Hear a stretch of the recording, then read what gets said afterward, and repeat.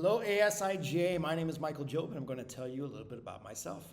2006, I started my international teaching career in Costa Rica, met my beautiful wife-to-be there, and moved to Korea to work at KIS, Korea International School. And then 2013, moved to Singapore to work at United World College of Southeast Asia, Dover campus. I was the head of department there in the middle school.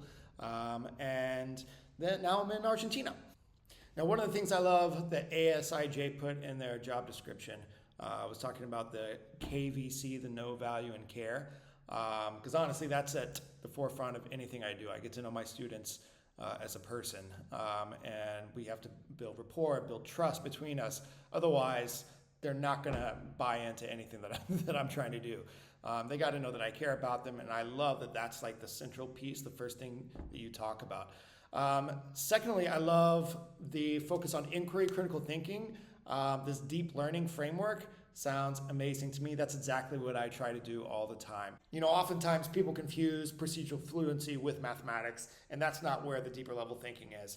For me, skills procedures are more like playing scales on the piano. Is that exactly music? No, I wouldn't say so. Scales aren't playing music. Same as multiplying fractions isn't doing math. It's a tool that you have in order to be able to do that. So that's one thing I love telling students and parents alike. There's more to this mathematical world than it initially meets the eye. Now, the entire model that I created at UWC is built upon deeper learning and rising to challenges. We had a tiered program. It was color-coded green, blue, black, just like ski slopes. You may have seen it before.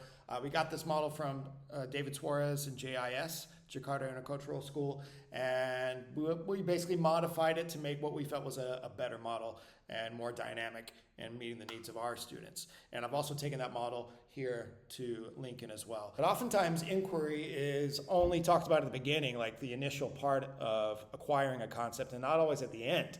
One of the things I like to do is once students answer a question, then have them inquire further, like ask other questions. Here's an example of a problem that one of my students solved.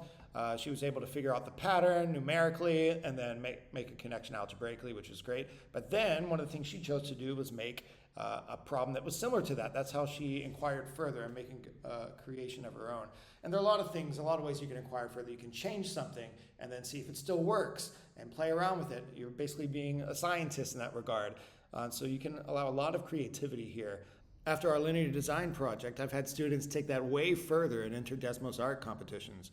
Other students would write expressions and equations that when simplified or solved would result in poetry that they would submit in contests. For me, creativity is often at the heart of deep learning.